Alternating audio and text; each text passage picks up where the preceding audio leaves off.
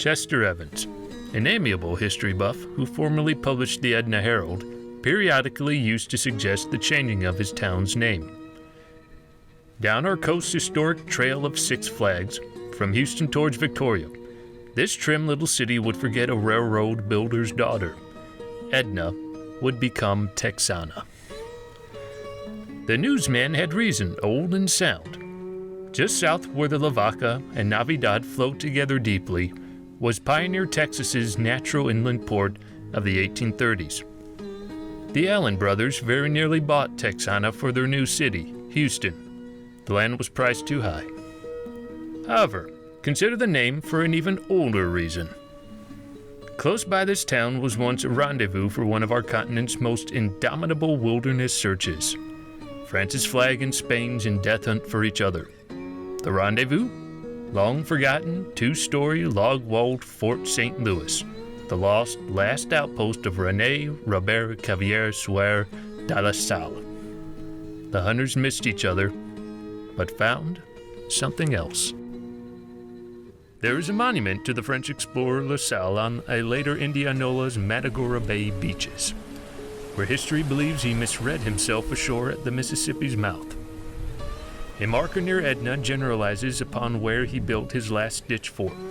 Where he died, struggling back for Canada, is claimed by several Texas locales from Navasota northeast to Cherokee County.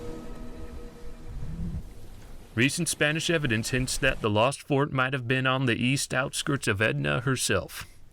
To many, the last bastion of La Salle yet remains lost. But not lost are the incredible 15 years of his coming and what resulted from it. To comprehend those years, first fix your time. The latter decades of the 1600s. A few French dare the forest blizzards to trap beyond Quebec and Montreal. Down the lonely Atlantic coast, some English and Dutch cling barely ashore. From Mexico City, Spain stair-steps north, a fort colony at a time. She knows, from her Sierras to the northern Alleghenies, is home to Indian, but to white men, howling wilderness. It is across that 4,000 miles that La Salle will trigger what sends Spain and France groping for each other, finally to this ground, just in from the Texas coast. By 1670, a 27-year-old La Salle that some call visionary has stalked Montreal's frontier for 4 years, certain of a passage to the Pacific. Black, cold, and white distance block him.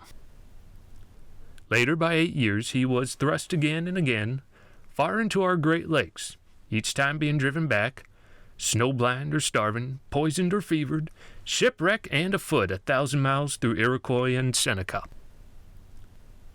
Now this strong-faced man that some call foolhardy knows something else. The Indian's great river seeks the Gulf of Mexico, Spain's closed sea. His king, Louis XIV, listens. Find a way to Mexico, La Salle hears.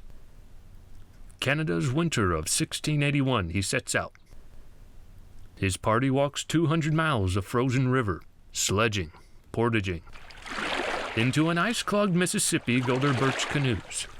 Warming, they drift south, past wilderness faces strange to white men. Now past the great houses of the Natchez, and ceremonial feasts on buffalo hump and roast dog. In April, they breast marshy flats to the sea beyond. La Salle sweeps French claim from Allegheny to Rocky, then faces the 2,000 miles back. Once he is fever-felled for 40 days. Finally, he is in Paris. Now it is 1684. He will take 4 ships, nearly 300 colonists, fortify the New France window south, ready to attack on Spanish Main. From France, he sails in late summer. In dismal, ship-jammed voyage, finally rounds the Florida coast, strikes for his river. In winter fog, has he missed? Keep on. In the scuppers roll his sick. Waded overboard, sink his dead. He has lost the ship of Santo Domingo. Over his decks whispers dissension, then near mutiny. This man that most call mad, keep on. Now lost, a second ship, his main supplies, grounding in what seemed past his river. His navy escort turns back. With one ship left, he is ashore deep inside, unmistakably up no Mississippi. Near today's statue, he scans Matagorda Bay, pushes up its emptying river. Here, among the dogged cannibal Karankawa, the empty land, his last ship grounded, and his supplies near gone, he takes the inevitable last step. From wreckage, builds his fort. For 2 years, from his mounting desperation, he will search west to Rio Grande, east to Natchez forests. Is he hunting Spain now, or survival? Is Spain hunting him? Angrily, she must break her deliberate march north.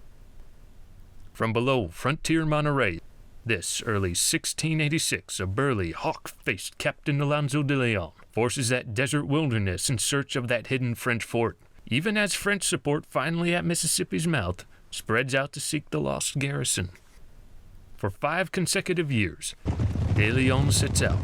Ironically, he reaches Rio Grande just weeks after La Salle's desperate men have fallen back.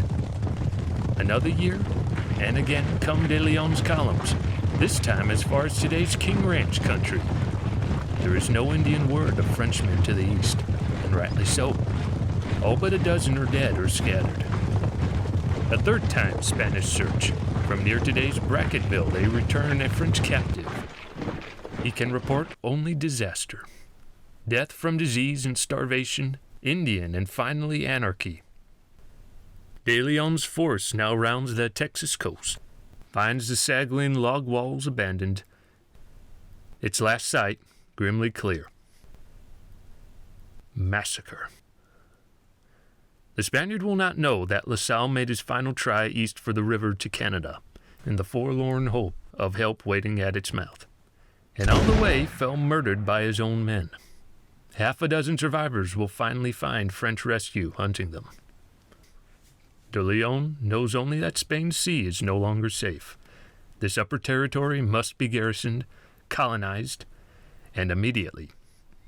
The Spaniards' 5th expedition is with priests, soldiers, and Indian gifts. He has burned Fort St. Louis to the ground, buried its guns, and this year of 1690, near today's Nacogdoches, he founds the first Spanish mission of the northeastern frontier, San Francisco de las Tejas. It will survive only in a sense, for it is too far distant for the adequate support. But it will lead, in short years, to San Antonio and a Nacogdoches, and ultimately both Spain's and France's flags long earlier struck, to another river, the San Jacinto. And so you turn full circle with this fort, lost today. Its hunters never found each other alive either side of the walls. But through them, the land found something else, the name and land, Texas. Chester Evans had a point. For this town near forgotten Fort St. Louis, what better name than the fort's real legacy? Texana.